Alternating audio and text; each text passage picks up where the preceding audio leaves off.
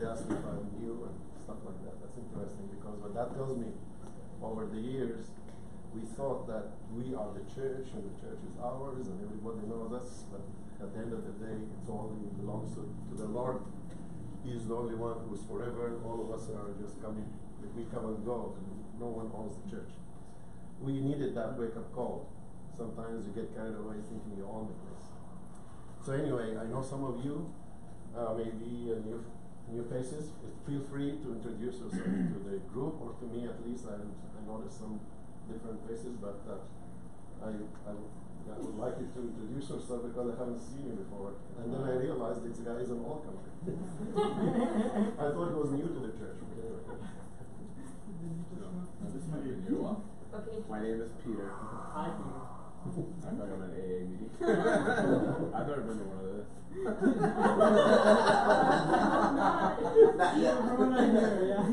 You all know who I am, but since Romulus doesn't, I'm from Houston, and I went to school here, and then I live back in Houston now. And I then realized when I used to go to Houston back in '87, it was a small church just like ours. He was actually there. And not in '87. I wasn't born yet. Wasn't born yet. My family was there. I wasn't born yet. Right? The Buenos there. Yeah. Buenos was a good friend of mine at that time. Still is. Very well. So that's the that's anyone else wants to? The ladies, anything? I didn't recognize you. Oh, I'm Natalie. I'm from Austin. Austin. San Antonio? Austin, not San Antonio. Yes. Okay. Yeah. We're sorry. Yeah. Katrina has a friend. The church of San Antonio, is that the church in San Austin? Abuna, I believe. What's the name? The lady there, I forgot. She's a very well known lady. She's the wife of Abuna. Missy. Yeah, she's a good friend of my daughter's. Julia and Marie from Austin area and Texas area. Okay, so I guess any more? Has it been in a while? Oh, yeah.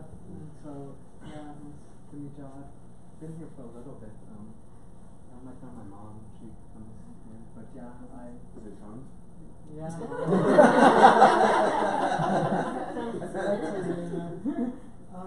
But yeah, and I'm out in Lubbock right now, working there, but I come to visit. I just found out he's going to be a pediatrics guy, so that's interesting. My son-in-law is also one. Yeah. Anyway, so it's good to be back. We have been talking to you guys recently about the big subject, coming back to church. And for whatever it means, it's interesting because all of us at one point in time we feel like this thing applies to me, coming back to church. Coming to church every Sunday doesn't mean you are coming back to church, you know what I mean? It could be for socializing, it could be for any other reason, but really not for the reasons why there is a church in the first place. We have to remember a very important thing: when Christ initiated the idea of the church, it was not meant to be for socialization. The things that we are now doing with our churches, it was anything but that. So the whole idea is to understand what is a church, why do we have churches, why did Christ bother to even make one, talk about it. Who was the first one, by the way, who mentioned the word church? So I may be wrong, but I'll give it a try. Who do you think mentioned the word church first and foremost? Christ himself, right? When he talked to Peter. He said, on this rock, that's where we have arguments with the Catholic, what does the word rock means? It's when he said on this rock, he may have been pointing on himself. Because if you go to 1 Corinthians 10, Christ is the rock. And on this rock, the church will be built. It's not a human rock. It's a divine rock, Christ himself. So this is the last of 3 series. So I talked to you two times before. This is the last time, the third time, which is not the last, it's the grand finale. But I'm just going to go very quickly over what we talked about in the first 2 sessions. That's why I called it Appendix Alpha. And as you can see, many of you may have read this, right, on your own, I'm hoping. Maybe in a Starbucks while you're having a coffee. But basically what it is, this is where we are today. Our church is started in America here, and Europe, and Australia, and Canada. We started with immigration. There's a reason why a lot of our parents, I personally immigrated for the reasons of education. My parents just felt like they want better education for me. I was And I told them I want to become aerospace engineer, and they took me seriously and said, why don't you go to America, because they just put man on the moon, that'd be a good place for you. I said, you know what, I'll take the challenge. Some people immigrated because of religious persecution, because of economic reasons, which is most of us would do. It's actually not persecution, but economic. And then recently because of persecution and so many other reasons, right? So the next step, when you immigrate, you don't stay there, you adapt, you naturalize, you transform, you have a citizenship, you birthright, globalization. I think we are somewhere in here, and we are slowly moving towards a global Coptic church. Meaning what? People think Coptic is Egypt, which is true. That's the ancient Egyptian word, Egyptus, Coptic. But at the end of the day, the days of us being limited to one country, whether it is Egypt, Sudan, Libya, the Middle East, it's gone. Now we are an international church, really. Think about it. We really not bound by nation. So we are a global church. For you, as members of this church, you have a tremendous mission. When I was your age, I was limited to Sudan and Egypt and the neighborhood, and this guy, that guy, we're done. Have a good day, Sunday school, go home, and you're done. You can't say that to yourself today because you guys belong to a global church. America alone is big enough. It's the whole continent. It's not a country, it's a continent. So you have a mission as young people. If you really think you're bored with your Coptic church, something's wrong. Because you think you are done globalizing it. I don't think so. So something is missing if you really think you're bored with the Coptic church. It's like a car that got stuck in a red light and the guy doesn't want to move on, even when the light changes to green. And that's something nobody does, because you're going to create a traffic jam. So the first thing you ask your church, is it a place for socialization? No. Is it a place for me to meet my friends? No. It's a mission to be accomplished. If you don't get it, you're missing the point. So here, socially defined. Now, obviously there are cultural differences. We know there are people who came from Egypt, people came from New York, people come from Nigeria, Egyptians who migrated to Dubai, and they're all coming here now. There are cultural differences. This is the way we used to do things in the Middle East. This is the way we're doing it in Africa. You come to America, and the Americans have another way of looking at things, and we're all fighting this my way or the highway thing. And we forgot the globalization mission part. Again, we're missing the point. Let's keep going. So we talked, the end result, the Coptic church no longer belongs to a single country. We just talked about that. You want to keep going. So we said, what are the current challenges? So we need to understand our challenges, so we deal with it. I don't know if you guys at work, I know most of you are probably work in a professional environment, and some of you may, whether you have businesses or financial. But any organization that has a problem, they sit down and figure out the showstoppers, the challenges, and how to go around fix them. Boeing right now, for example, have a big challenge on their hands. They screwed up with calling a safety feature an option. It's like calling a safety feature on your car an option, like your brakes are an option. So the reason, I wish they didn't open their mouths and said that, because I'm actually, at one point in time, was planning to work for them. My background is aeronautical engineering. There's no such a thing as an option on understanding how the nose of an airplane lift up or down. That's not an option. That's a safety feature, just like you're saying buying another example, the steering wheel is an option. So that's what they're telling the world. I wish they kept their mouth shut. Now, but that's the kind of things that you have to deal with as an organization. Our church is the same thing. I hope that you, the generations born here, went to school here, got in a very professional degrees from here, you understand the rules of this game and play with it and apply it to your church. I would not be saying this to a group of people, for example, in Egypt or Sudan, not because they are better, we are better than them, smarter, no, but because the culture is not there for them to understand how the society works. Egypt is not, and Sudan, they're not America. If they were, I'll talk to them. Maybe one day they will be better than us. And I see indications of that. There's a lot of smart people out there that are beginning to understand how to fix problems. So that's the thing you need to understand. If you see a challenge with your church, you sit down as a group, you come up with ideas and go fix it. You don't cry about it. You don't leave the church or become a quitter. The things that يعني ما تزعلوش مني quitters do, right? So keep going here. The end goal, as I said, a strong united church focusing mission of bridge to Christ, light of the world, salt of the earth. If you really come down and think about it, that's how Christ dealt with the apostles. He was a mastermind in getting things done. And the apostles didn't get it. That's why they're always arguing with him. And they're always missing the point. And he got tired from them. And at one point in time, at one point in time, he told the apostles, until when I'm going to put up with you? إلى متى أحتملكم? If you can come down and think about it.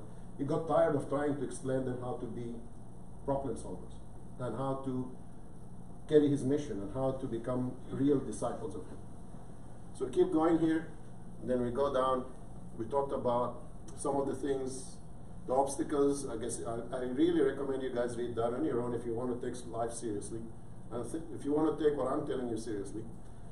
At the personal level, these are some of the obstacles. There's the social level. I think I summarized it to you. And at the church level, these are all things that there's no choice. There's nothing we can do about it. When you drive your car, there's going to be potholes. So what are you going to do? Stop driving because the road has a pothole? Or there's a stop sign. So I'm not going to drive my car. There's a stop sign there. Okay. Are you going to stop flying because there could be turbulence in there? Okay. Then instead of going from Los Angeles to New York in 4 hours, take your car and take you 3 days because you're afraid of turbulence. No, but what I'm trying to say is challenges will never go away. You guys know it. I know it. This is not, you don't need to be a rocket scientist to figure it out. Actually, without challenges, life would be really boring. Imagine you wake up in the morning and there's not a single problem to worry about. Not gonna lie. It sounds nice on the first day, second day, third day, fourth day, say, man, I'm looking for a problem. Because you're going to get tired of it for like 4 days. Does not sound like me. You should test your theory. Give us 4 days. Give me a perfect week and I'll tell you if I like it or not. I think God figured it out for us. That's why He created both of us. So up front, He gave it to you. I thought you were going to say that's why he. You know what? He actually did create it. I don't think we should repeat it. I said. Are you married? I thought you were married? going to say that's why he created woman. No, you're married. Wow. You're not even married yet. Wow. All right, let's get to You never. Hey, this is Facebook Live. I'm gonna go on that. just for Recorded. I know. That's fire back on Women here. can say the same thing about men too. But it's not as believable that way. But just to biblically speaking, yes, when He created, just pay attention, please. When He created Adam and Eve, He did give them a challenge, right? Just pay attention, guys. When He created Adam and Eve, He did give them a challenge. He didn't leave them alone. He could have left them alone, live in paradise just like He wanted. He didn't. He gave them that one challenge, and here we are, having all kinds of challenges since we failed the first one. So that's life. We're not going to change it. My point is, challenges exist. You're never going to get rid of them. Your mission is to accommodate them, deal with them, and make life better. Think about that being as a purpose in life. So then, these are the remedies to consider. We talked about that, understanding self-worth. That's very important. Many of us don't really value ourselves. And I know men and women struggle with that. We really don't see a reason for us. Many of us don't understand the purpose of life. Many of us don't really understand why we're here. Believe it or not, they made a survey that, and I just heard it, 3% of Americans only understand the purpose of life. The rest just running around. 3%. Understanding God warnings. This comes very important here. There are certain things Christ expects from you. Really does. And I'm not going to argue why Christ wants us to do this and do that, and why His expectations of us this and that. That's for another day, another lecture, but it is what it is. Who failed miserably in meeting God's expectation in the Old Testament? If you guys seriously read the Bible, you should answer that question in a heartbeat. The Israelites. How did they fail so miserably? Just keep complaining. This is very important. If you guys don't understand the history of how we got here, we're going to repeat it. Even as Coptic Orthodox people. And we may be doing that right now without knowing it. Because nobody is immune from failure. The people of Israel were saved by the Lord from the land of Egypt, your land. And when they came out, and they saw the things that He has done. And what happened when they were settled down and got relaxed and no trouble? What did they do? What is the biggest mistake they did? They forgot about God and they started complaining and they were idolizing other things. Excellent, you're doing your homework. Good for you, son. What they did is they abandoned God and went after the things, the gods of other nations. That's a simple mistake. Why did they have to do that? What's wrong with our God? What's wrong with God? What's wrong with Jesus Christ? No. But we're not. I understand. But are we really meaning what we just said? Nothing? I mean, It's not easy. Every time you break one of His commandments, every time you go after the things of the world, every time you lust, commit adultery, fornication, materialism, anything that is anti His commandments, you are telling Christ something is wrong with you. Your commandments are not good enough for me. It doesn't make me happy. That's what the people of Israel did to God, and that was the end of the nation of Israel at that time. Until now, what you see today is not what the Israel of it was there. And Go to ahead. add on to that, I also think we're also very quick to kind of forget God's blessing, or like we take the blessing and then we forget about the fact that He blessed us, and then we tend to remember His discipline and His like punishments. Like we hold that against Him, but whenever He blesses us, we just remember it and appreciate it for a little time, and then we're quick to forget. Excellent point. The idea of punishment is really, you call it punishment, it's a very good word. I mean, we do that with our children, but it's really not punishment, it's love. Discipline is love. Let me tell you one thing.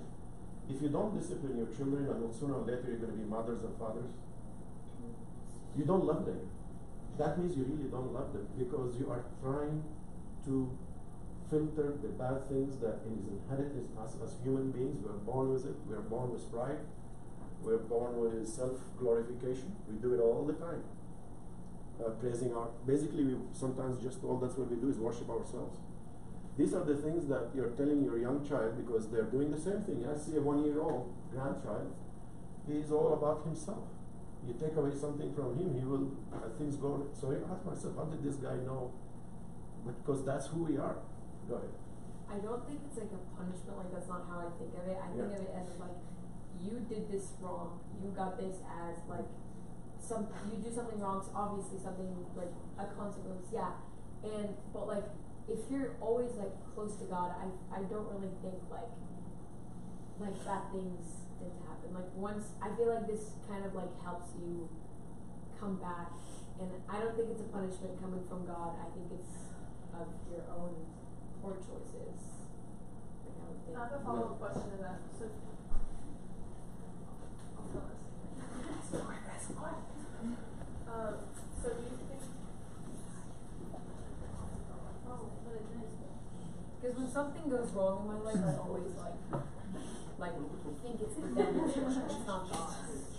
So I don't think it's a punishment. Do you think that? Don't you think that maybe the more you're close to like God's will and following His will, that you wouldn't actually like face more problems? That's what I'm saying. Like it's not really like a punishment coming from God. It's like if you do something wrong, it's literally like Sorry guys, I I'm think it's interrupting. more coming from the devil. I'll join for you for a couple of things. You think God is actually would God be punishing you? Does God punish? No, but the Bible says the Lord chastens who He loves. I don't think He punishes, but I think He like lets whatever the tribulation happens to you for you to learn something, and it all under His control. Like He controls the level of like what's going on. Like if you want like to take someone out of your life, like death, that's gonna happen. Just make him sick, that's what's gonna happen. You know, like. Well, I was answering like, do you think God punishes you? Yeah, I was just because I want us to be careful how we use the terminology. I mean, I don't think he punishes you. I don't really think punishment is on earth. I think punishment is going to be on Judgment Day. I think whatever we consider to be punishment, most of that is literally, like she said, the consequences of our own action. That's why we have free will. He's not going to tell us, hey, this is punishment because you did this. didn't follow my word. Right. It's like, all right, well, it's like a father. A father knows, like, he's gonna tell his kid, hey, don't do this. If you do this, this will happen. And as a father, you know your kids, you know they're still gonna do it, and they still do it anyways, even though you warned them not to do it. So let's go back to the Old Testament when he was talking about the Israelites. Did God punish the Israelites? That's a different type of punishment. Like, give you a biblical answer. The biblical answer is if you read Isaiah and Jeremiah, these are the prophets, and I told you last time, do it. I know these are very long chapters, but do it because this is probably the best way of understanding how God communicates with us. If you read Isaiah and Jeremiah, yes, God does punish. This is not me talking. This is from the biblical, historical data. Okay, you're going to call it data, call it data. Our way of communicating today. Yes, it does punish. The question is, after the New Testament, does Christ punish us? Because at the time in the Old Testament, it was tough. In the New Testament, Christ said, "I came to complete, not to destroy, but not to change what I told you guys to do in the Old Testament, but to complete that." The word punishment shouldn't be looked at as a negative word. It's not an adverse word. Think of it this way. Would you rather end up in hell because God decided not to punish you at all in your life, or you rather go into heaven with a little bit of reminding? What choice would you like to have? Would you like to see your son get into an accident because you didn't punish him when he got drunk the day before driving while intoxicated, or you better just took an action and really take the car away from him, and then at least he gets to live another day? What choice would you make? That's what God is looking at it. You may think that he took his car away and maybe hit him somewhere in the cheek or something or whatever. I'm not saying that you do that. You may think that was wrong, that was bad, but it saved his life. What's wrong with that punishment? So don't look at the word punishment as something anti-God or something bad. But again, so we need to go back and, okay, so other considerations. We talked about St. Mary. I'll let you guys look at it. And also the things that the Pharisees and the scribes, they always went after him. He really never went after them. And we also talked about, always remember, anytime you injure or insult a person, this is just not, I'm not talking about father and son here, about talking about us as people dealing with each other. You have, in essence, doing all of that to a child of God. That's how we tolerate each other mistakes and sins. All right, so we go back. I think this is the end of it, right? So we go back to the rest of the lesson. Any questions so far? Because that's the third part of the session is going to start now. It won't take long because, again, I hope you have access to this information.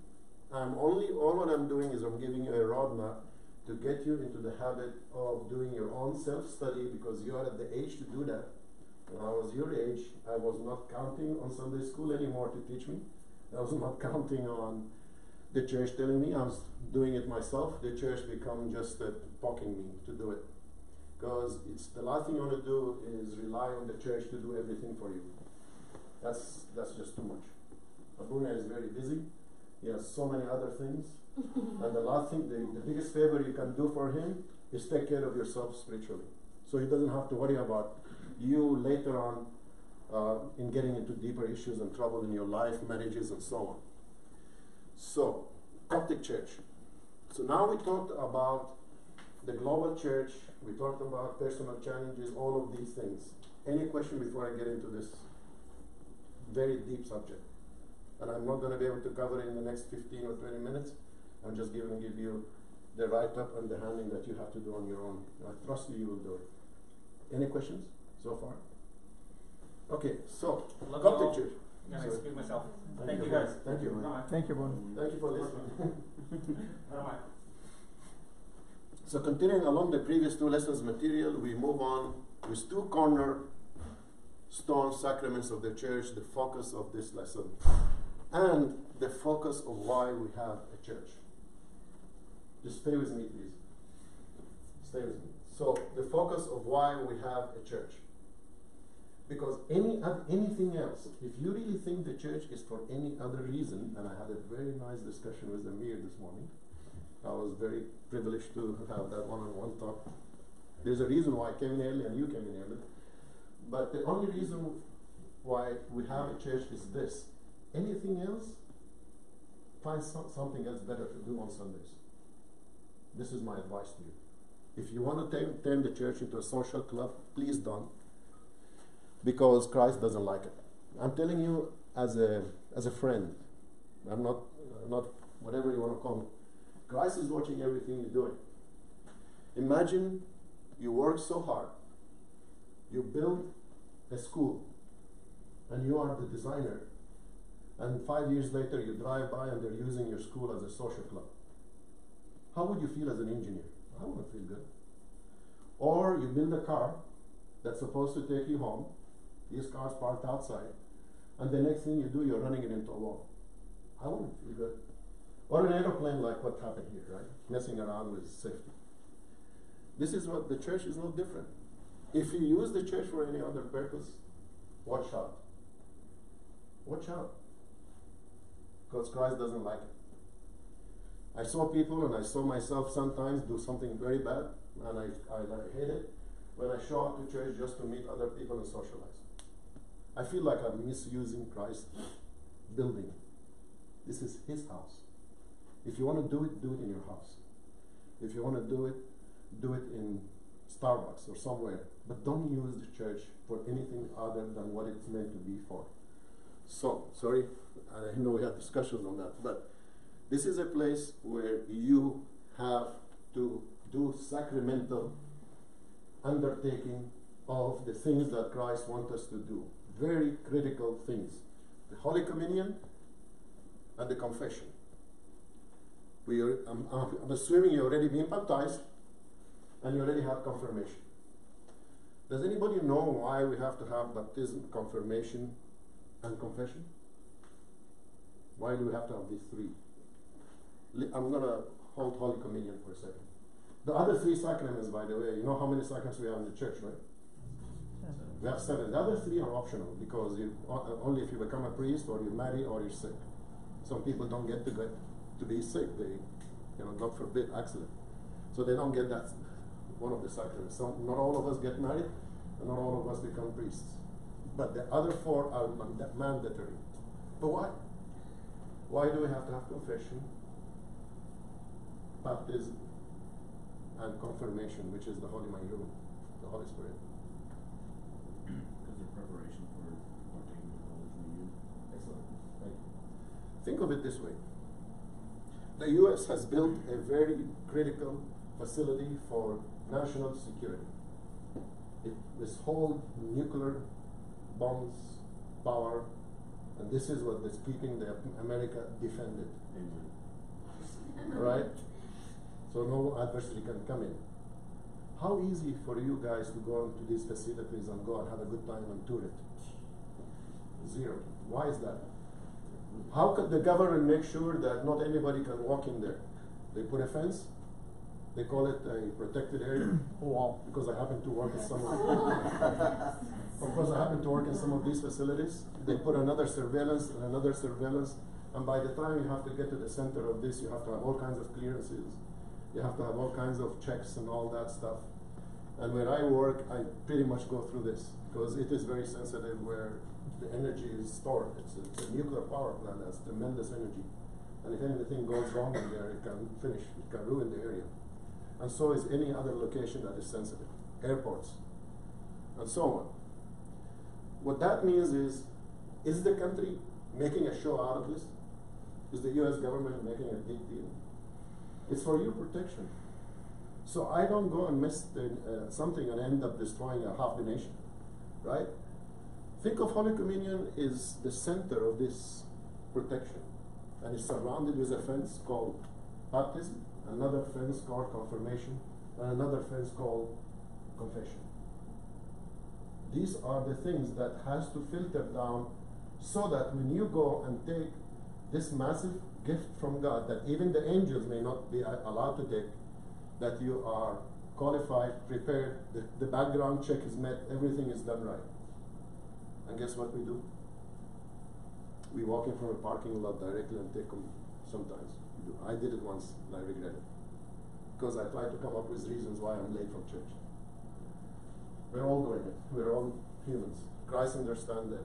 But the next day I go and confess about it. So my point is, there is mechanisms that Christ put in place where if you do mess up, there is a way to fix it. But it's not a free, open-ended right to Holy Communion. So, there is a chapter, I think I'm going to go from memory here, John 6:35, if you guys can open that very quickly. John 6:35.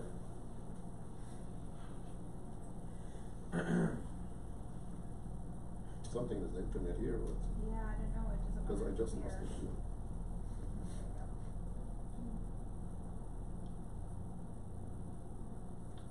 So who can get there for us at John 6:35 and read it for us?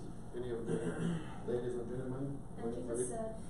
And Jesus said to them, I am the bread of life. He who comes to me shall never hunger, and he who believes in me shall never thirst. Keep going. Yeah. But I said to you that you have seen me, and yet do not believe. All that the Father gives me will come to me, and the one who comes to me I will by no means cast out. For I have come down from heaven not to do my own will, but the will of him who sent me. This is the will of the Father who sent me, that of all he has given me I shall lose nothing, but should raise it up at the last day. And this is the will of him who sent me, that everyone who sees the Son and believes in him may have everlasting life, and I will raise him up at the last day. This is all started, okay, and then if you keep going, rejected by his own, I am the bread which came down from heaven, and so on. Jesus Christ started this statement by saying, I am the bread of life. This is a very, but then look at everything else that came. Think of it as a clause. You will get this clause provided you do 1, 2, 3, 4, 5, 6, 7, 8. But provided you do all these, meet all these requirements. It's not a free gift, guys. It's not. We are underestimating it. Go to John 15 quickly. That's a tough one, by the way.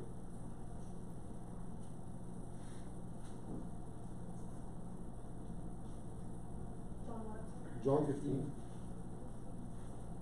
Verse. Just start from the beginning. 1. I'm not going to ask you to read it all, but we're going to scan over it quickly. Who wants to take the action to read quickly out of John 15? Any? Sure. I am the true vine. I am the true vine, and my Father is the vine dresser. Every branch in me is that does not bear fruit, he takes away, and every branch that bears fruit, he prunes, Yeah. that it may bear more fruit. You are already clean because of the word which I have spoken to you. Abide in me, and I in you. As the branch cannot bear fruit of itself unless it abides in the vine, neither can you unless you abide in me. I am the vine, you are the branches. He who abides in me, and I in him, bears fruit, for without me you can do nothing. Excellent. I want somebody to read the other one. If anyone, finish that. If anyone does not abide in me, he is cast out as a branch and is withered. And they gather them and throw them into the fire, and they are burned. Okay, stop right there. Is this the talk of somebody to take for granted? Easy? No. This is tough talk. It's all about abiding in Christ. We talk about punishment, Christ is love, Christ is tough. Unfortunately, we have watered him down to the point that we think anything goes. We can do anything, and his love is going to take care of the rest. If that is who we think Christ is, we are missing the point. And it's bad news, because that's not who he is. He is tough. Christ didn't. When Christ died on the cross, it must be very serious, because he died for us. What that tells me, something is going on that is very serious, to the point that God himself has to sacrifice himself for us. If it takes God to fix things for us, it must be serious.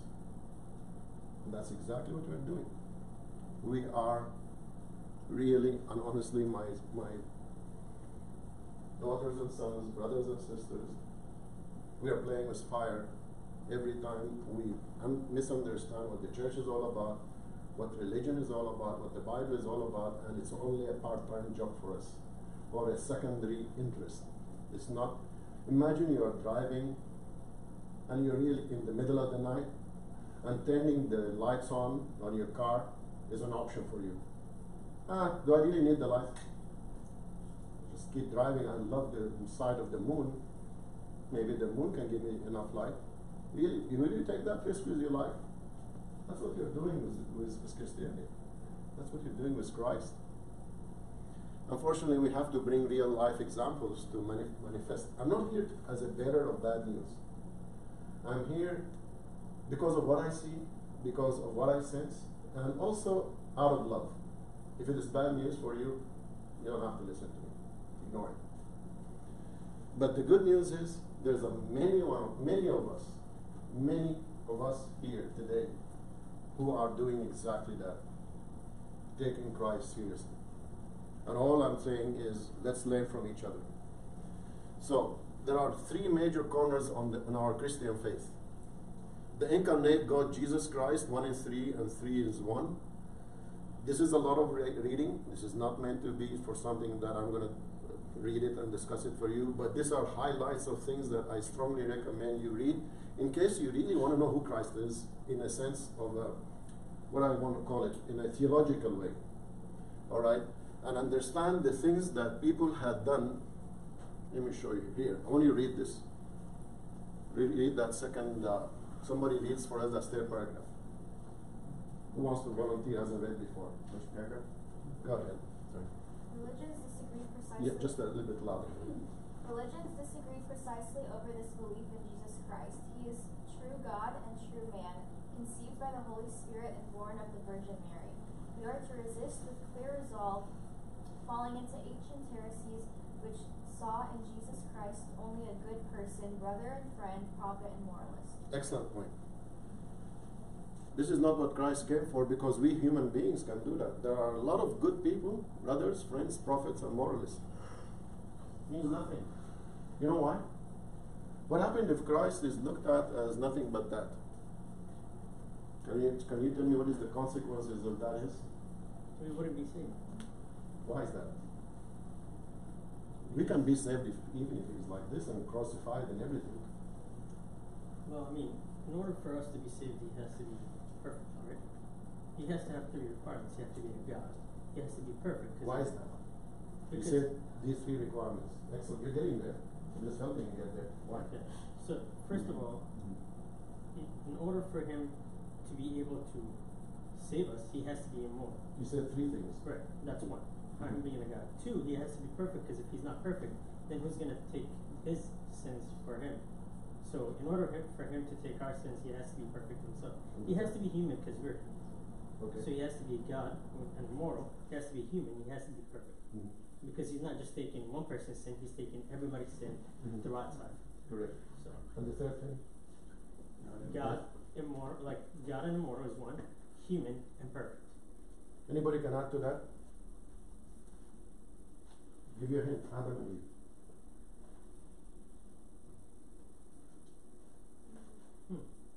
By now you should know this. I'm surprised you don't. I'm tough, but guys, sorry. You should know by now why. This is the this is like not only 1 plus 1 equals math. The fundamentals of math. It has to be. What happened in paradise? The thing that we took, a woman told a man this. A woman did, we joke about it. Women are this and men are that, and Eve, and we all make all kinds of fun about it. What happened in Sin entered the world. The original sin. Against who? And who is he? God. How big is he? How would you feel if, I take you for example, your dad, you slapped your brother on the face. How would I feel? Yeah. She Okay, wouldn't be here. she's right. Wrong person.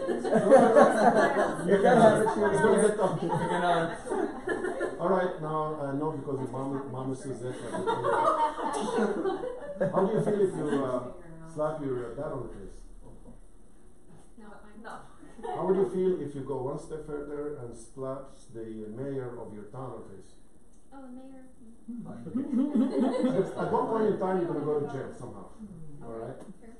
How would I tell you if you slap God on the face? That's a All right. stretch. Okay. So my point is that's what happened to Christ. The point here is the sin I committed against Christ is infinite. So what does that mean about correcting for that sin?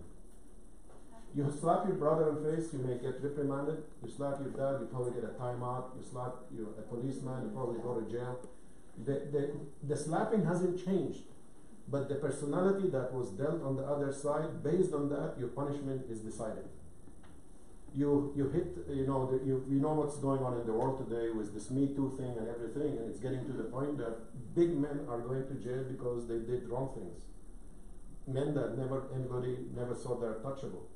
Because if people looked at the amount of his position and the things that he did, and the punishment became almost proportional, and so on. The point is, no one can take the punishment of a sin that's committed against God, but God Himself to correct for that sin, and that's what Christ did.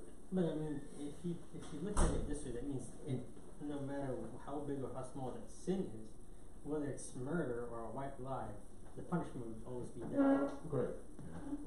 Yes, that's understood. But I'm talking about sins that are committed where there's no murder, there was no... a sin of disobedience against God.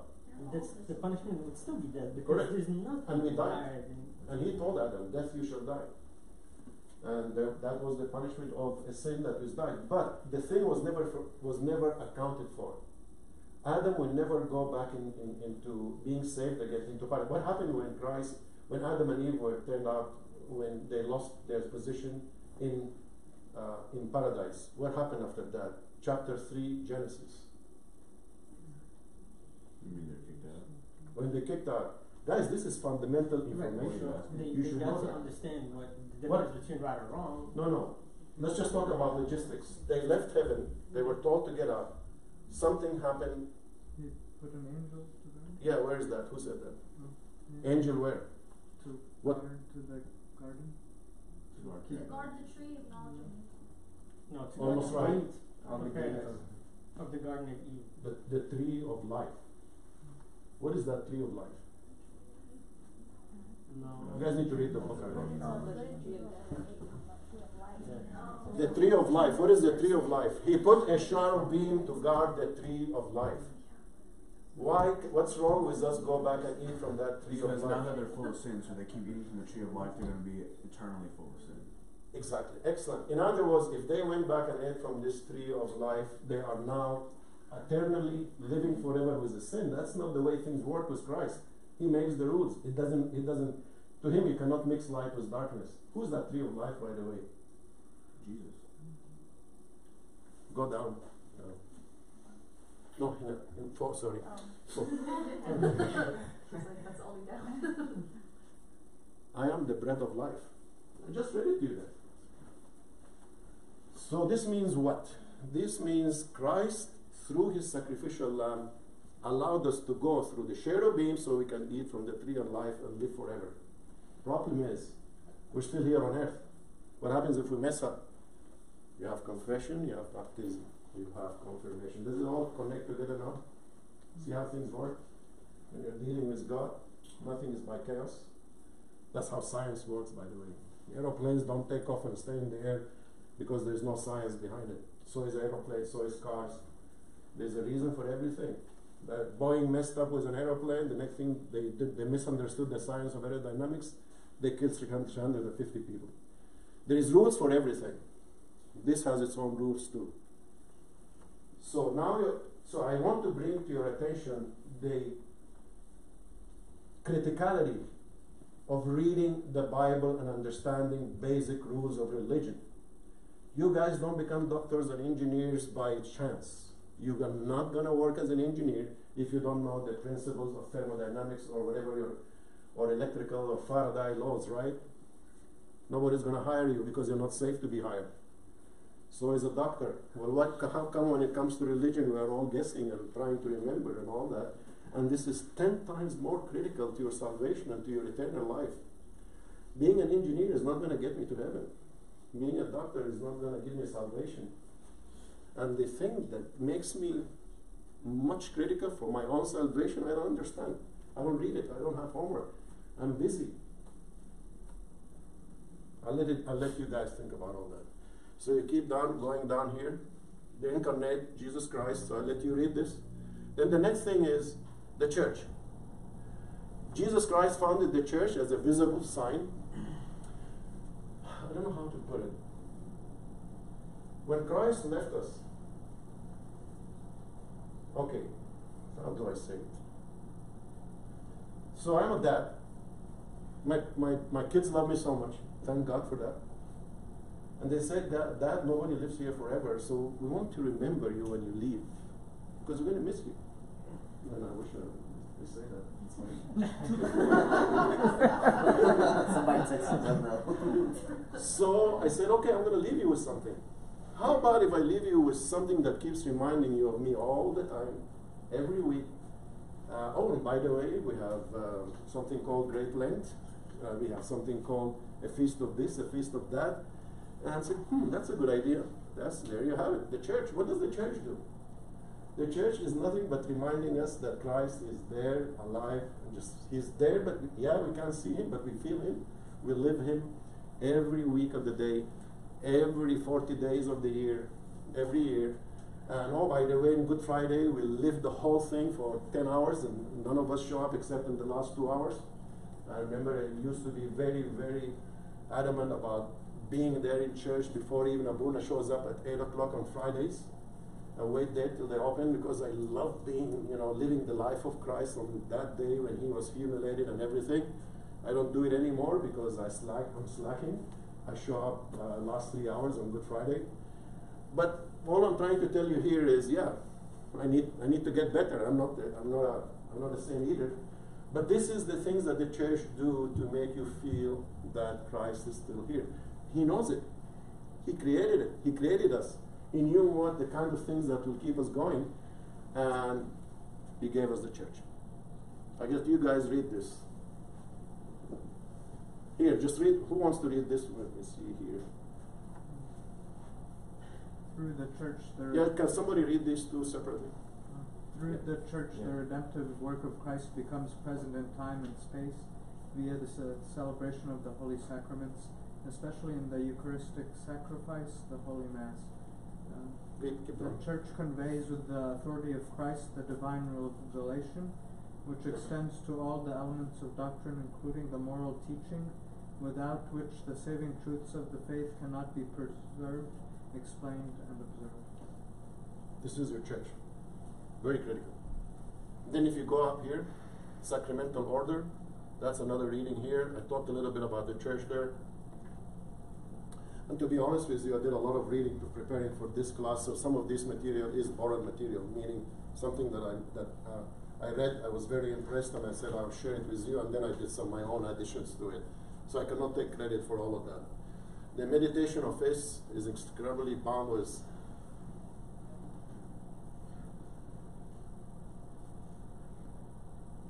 can somebody read this, please? The meditation of faith is extricably bound up with the human credibility of its messengers, who in some cases have abandoned the people entrusted to them, unsullying them and severely damaging their faith. Here, the word of the Scripture describes those who do not listen to the truth and who follow their own wishes, who flatter their ears because they cannot endure sound doctrine. I'm not going to elaborate a lot on that. I'll let you guys figure it out.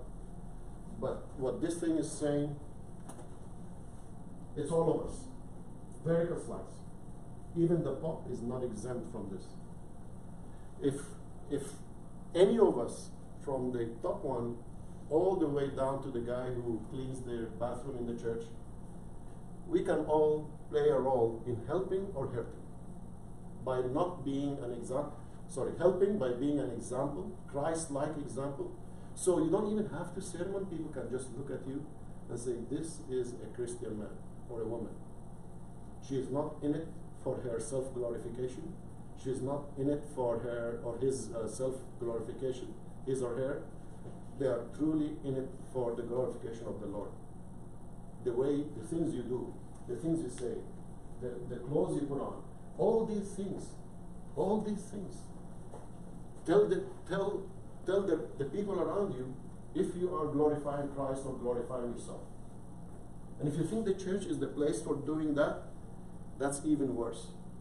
If you feel that it's all about glorifying yourself, the church is the wrong place to be. Do it somewhere else. Because it's even worse. You're here for the glorification of the Lord, period. Nothing else.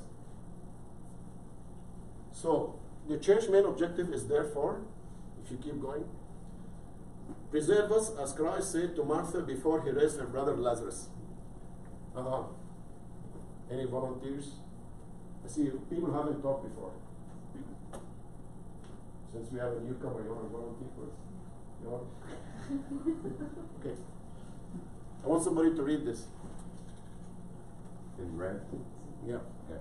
I am the resurrection and the life. Who believes in me, though he may die, he shall live. And whoever lives and believes in me shall never die. Do you believe this? Okay, guys. Do you believe this? You can answer. You don't have to answer me. Anyway, so that keeps going on here. This especially is true with regard to the sacraments. If you keep going, the Eucharistic sacrifice in which Christ includes his sacrifice. On the other hand, the Holy Scripture.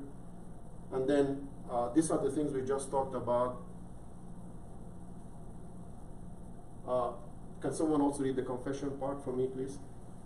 I'm almost done. The confession of sins and holy confession with concurrence by the priest of confession is one of the church's commandments. When the believers no longer confess their sins and no longer experience the absolution of their sins, salvation becomes impossible. After all, Jesus Christ became man to redeem us from our sins. That summarizes it all, guys. Confession is a very serious matter. But what else is in our church that's not serious? The moment you step in, the moment you drive in a parking lot, until you leave 3 hours later, every minute of this moment is serious business. And who is watching? Christ. And I leave it up to you after that. I leave it up to you. I just want you, I love you, I just want to tell you, be careful, you're not alone in this thing. If you ever think you go to the church and no one is watching, and you may be the only one guy, the priest is the only, someone else is watching. And he's watching and taking notes. And he is grading you. I'm not going to water down Jesus Christ. No, I won't. He's grading everything, your intent, the way you are, whatever you put on, everything about you, all of you, the A to Z, your humanity. Because why can he be special to you and not to the atheist and to the guys who rejected him? We are all his children. He is not going to be giving us favors that he cannot give to other people. Because it's not fair for them. It's not fair that he's good to us, but he's not good to them unless he sees something in us that he appreciates, that we appreciate it. You just have to remember we are no different than the atheists and the Muslims and who have rejected him. If we do it by talk and not by deeds. Because we could be no different if to us it's all a big show. It's all about how has he impacted your life and made you someone different. And if you read John, you read Isaiah, of course, and Elijah. If you read John and if you read the Bible, Christ is the same God who said the same thing to Isaiah, the same things to Jeremiah. But when he came in the New Testament, he said it to us in exactly the same way, but in a different context. But it still means the same thing. He is still the same serious God. And one more thing, I think I'm done here.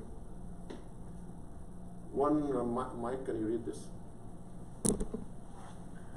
It is fundamentally important to realize that Jesus becomes sacramentally present in his saving action for us to become the self-giving in the service of Christ in His coming kingdom. And finally, just keep going. This is it. I want you to read the last one here. The church is the work of and planning made by the Lord Himself. The rules established by Him in His church are not about earthly power, but the representation of Christ, the bridegroom of the church. Is that the end of it? For that? All right, guys, you should be lucky I'm done. But anyway, so this is it. Any questions? I'm sorry I'm being tough, but whatever it is. Tough love. Yeah. All right, any questions, ladies, gentlemen? Do you want to add anything? No. Suzette, you want to add anything? Mike? Good. I'm surprised you didn't have anything to say. A lot of going through my mind. All right, guys. I appreciate you giving me the opportunity. That will be the last time I think we'll talk about this series, and we'll decide what else you guys want. Again, give Mike or Suzette any ideas of what you want to talk about, and I'm here to help if possible. Thank you. Thank you, Robert. Thank you.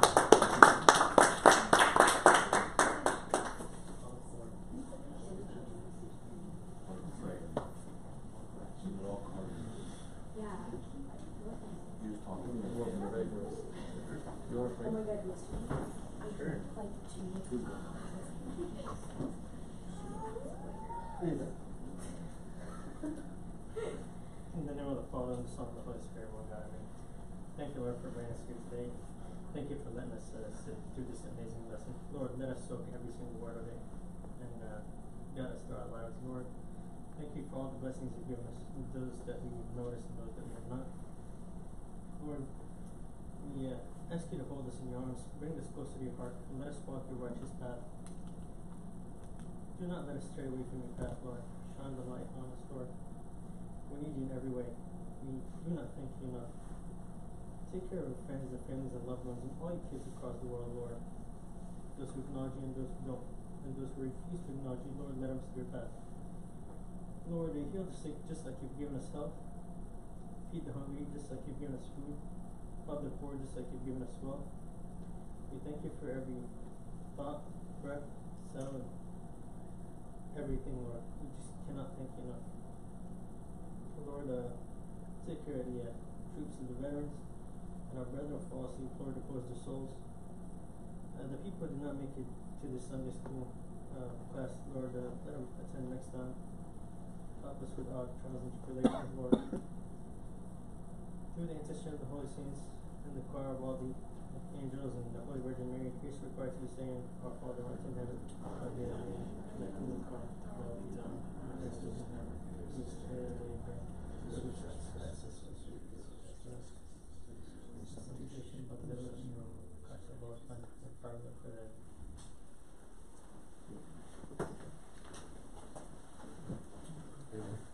Dude, when he was the first time he scrolled, he's like standing here like this. He has his hand in his pocket and he did this and it scrolled. And I was like, what? I didn't notice that was scrolling. I was like, do we get a touchscreen TV? I was like, what? Not that.